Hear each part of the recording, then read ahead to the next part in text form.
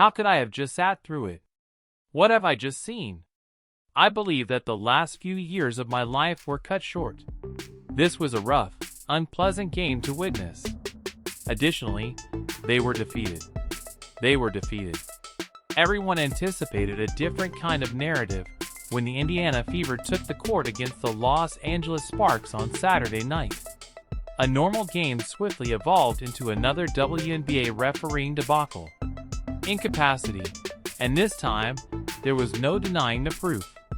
The one thing about the final play I'm talking about is that, first, it appeared to be a loose bell or loose ball foul, which would have benefited us because we had them in the bonus. Yes, with 5.5 minutes remaining, we were in the bonus. For the first time this season, I was surprised. We seized the rebound. It appeared that a loose ball foul was called. Oh no! We can proceed to the line for the free throw. They alter it, I see. Reset the time. In the end, the struggling Sparks 89-87 defeated the Fever. However, the final score wasn't the whole story. Seeing the referees disregard fundamental player safety, while utterly disregarding Sophie Cunningham's face being snatched in front of them, was it? For some reason, the LA Sparks just defeated the Fever, dude. However, since last season, the Sparks and the Fever have always played great together, dude. The Fever girls had a difficult conclusion.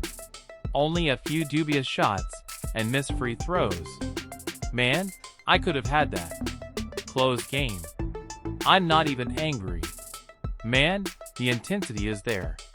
If this squad can maintain this level of intensity, Caitlin Clark's return will be very pleasant. This wasn't just another poor officiating performance. When Sophie Cunningham was practically shoved to the ground in what was a case of systematic referee bias, it revealed all the issues with WNBA officiating. Began as a 50-50 challenge, and the referees did nothing at all until her face was grabbed. And let's just point the finger at the officials and say, "Hey, you called a loose ball foul." As a result, we lost a game that we should have won again. In the meantime, Sydney Carlson made a flawless play, just grabbing the ball with her hands, yet these same referees called a foul. The Los Angeles Sparks won 89-87. They had to debate for about 5 minutes at the monitor, which was the height of silliness. Carlson's legal defensive play should have been clear. A catastrophe. This was a catastrophe. If the Indiana Fever want to be a good team, they can't keep losing to clubs like the LA Sparks. In the final 3 minutes of the game, Rickea Jackson completely overplayed the Fever. It was mind-blowing, really, what the paradox was. Cunningham is tackled to the ground and has her face seized. Additionally, the referees pretend to be watching paint dry as Carlson executes a classic basketball play using. The referees are suddenly attentive and prepared with their whistles, even though she is simply touching the ball with her hands. Even the presenters couldn't conceal their bewilderment at this absurd contradiction, because the duplicity was so obvious. Man, Sydney Carlson, give her a shout-out, dog. I cannot ignore her. With a smart block, 6 points, 5 assists, and 2 rebounds were recorded. Enjoy it. 2 of 3 from the 3, followed by 2 of 4 from the floor. She was shooting like if she were the one who scored the group. Tonight, she put on her airy bag. I would appreciate it if you could subscribe. Over the course of the season, Sophie Cunningham has been singled out for defending her teammates. She is the player that defended Caitlin Clark from opponents mauling her, and now she is the one in need of protection that the referees would not give. No foul was called despite the video from Saturday night showing Julie Van Loo grabbing Cunningham around the neck during what should have been a normal loose ball situation. As if physical contact to a player's face and neck area is a typical aspect of basketball play, the referees decided it was a jump ball. We are marked on everyone's itinerary as we discuss this. Everyone. We're disliked by everyone. Therefore, We need to improve in that area because the only people we have to rely on are those in our locker room. We must maintain our discipline. We must maintain our focus. We must become reliable and rely on one another, and I believe that we have somewhat faltered on it. We have our own islands, but I have to do a better job of organizing people as one of the team leaders, don't I? In the fourth UG. The fact that we're discussing the same referee team who sat at the monitor for ages examining Sydney Coulson's clean block on Raquel Jackson just serves to exacerbate the situation. Coulson only touched the ball in a flawless defensive play. However, after calling it a foul at first, the referees required 5 minutes of consideration to reverse their blatantly incorrect decision. These referees are so clueless that they have to contest such a blatant defensive play. Bad officiating isn't the only pattern here.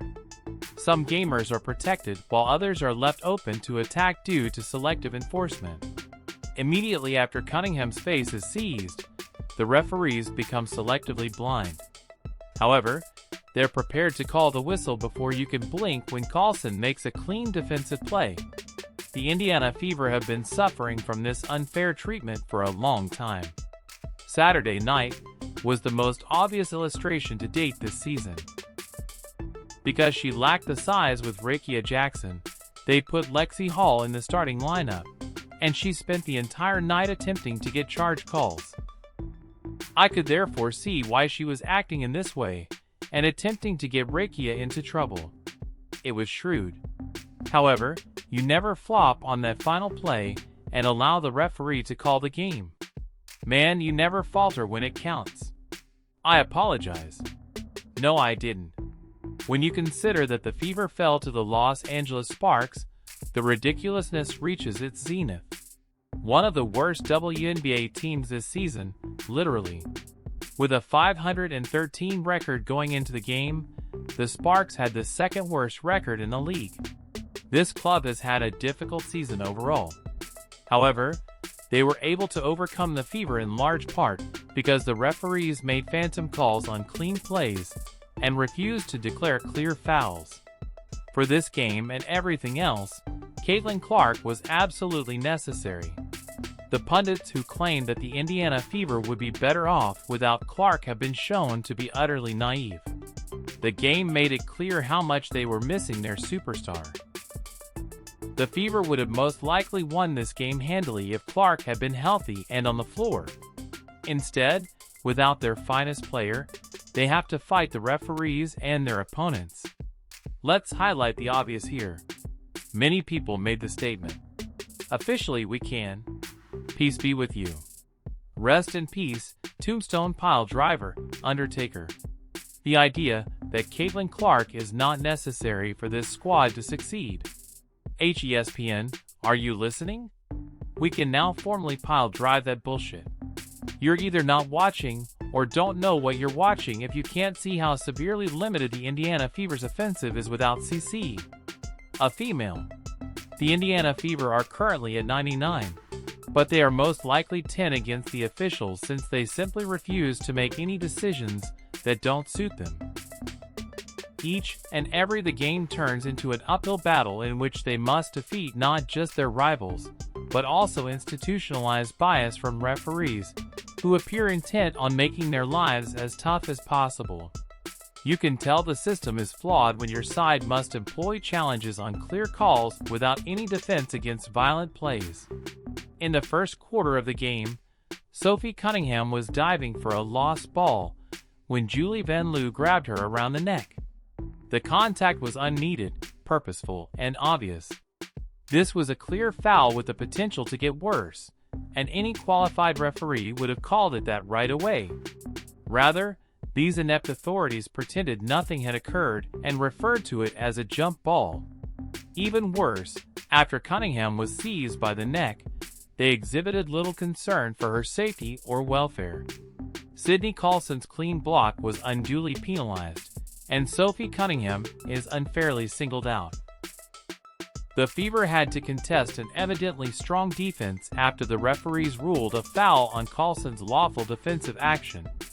Then, These same officials debated whether Carlson's textbook defensive play was legal for almost 5 minutes at the monitor.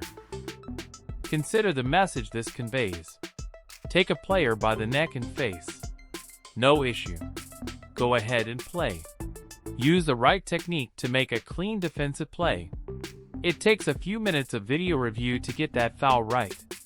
The ineptitude is so obvious that it almost qualifies as criminal negligence. With their selective application of the regulations, these referees are actually endangering the safety of the players. Carlson, no turnover, 5 assists. She did herself a favor, Carlson. She had a good game with herself. Michaela Timpson, 1 block, 5 points. 2 blocks, really? Why, it's only discussed as 1 is beyond me. 6 rebounds. Today, Michaela Timpson looked fantastic. Today, Michaela Timpson looked good. To be honest, I have to admit, it's not what you want to see. 3 fouls in 12 minutes. Undoubtedly, 1 foul was It was devastating for the Indiana Fevers to lose to the Sparks because they were playing a team they ought to have comfortably defeated. After this win, the Sparks' record dropped to 613, placing them among the league's poorest clubs. The Fever wanted to make a statement with this game, especially because they were playing at home without Caitlin Clark. Instead, it served as yet another illustration of how poor officiating can drastically change a game's outcome. The fact that the game was so tight throughout just served to increase the frustration of this defeat. The Fever were there they were, competing in spite of the terrible officiating and the absence of their superstar. In yet another impressive performance, Natasha Howard contributed 21 points and 9 rebounds, while Aaliyah Boston led the way with 23 points and 12 rebounds. Despite their best efforts, they were unable to overcome the combined effects of missing Clark and dealing with biased officiating. Additionally, Howard was working on a significant project. With 4 mistakes, they scored 21 points and went 8 of 11 from the field. That ball needs to be taken care of. However, 2 blocks, 9 rebounds, 3 assists, and a steal. Man, Howard has been giving us everything she has, every time. I must therefore give it to her. She has been giving it her all for us. So give her a shout out. Yes, they handled the ball quite effectively today. They handled the ball quite effectively. The pressure of playing shorthanded and battling the referees finally got to the Fever, as they missed their last 5 shots, including 4 in the last minute. When you are continuously up against both, those final moments become considerably more challenging for authorities and opponents. When you are aware that the officials are not treating you fairly, every possession becomes more significant. Everything that is wrong with WNBA officiating and how it affects the league's competitive balance is summed up in one loss.